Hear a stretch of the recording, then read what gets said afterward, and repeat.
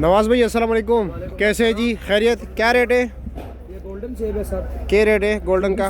हाँ 2400। 2400 रुपया पक्का। वजन वजन इसका कम से कम 16 किलो ना बड़ी करो, पेटी। लोग कह रहे 14 किलो। सर आप अंदाजा करें। मैं तो अंदाजा कर लूंगा। अंदाजा करें, अल्लाह के हुक्म से आप पहचान जाएंगे ये बड़ी पेटी है। अच्छा जी सर। चलो मान लेते, लेकिन 14 किलो के लोग कह रहे निकलते। सर 16 न हो तो जुर्माना। अच्छा ये सफ़ेद सेब क्या रेट है? ये सफेद आपको मिलेगा 1900 रुपए का। ये 1900 का है? हाँ जी, नहीं ज़बरदस्त है। 5 दाना? 5 दाना। अच्छा 19-20 होते हैं नीचे ऊपर जी सर, ऊपर। वो तो ओ आपको लाजमी ये- बात है। ये सफेद ये- 1650। ये 1650 का। जी सर। अच्छा और ये ये काला कुल्लू 3100 रुपए का। 3100 का। वजन जी सर, इसका भी 16 किलो 16 किलो पक्का। अल्लाह के हुक्म से। ना करियो फिर लोग शिकायत करेंगे।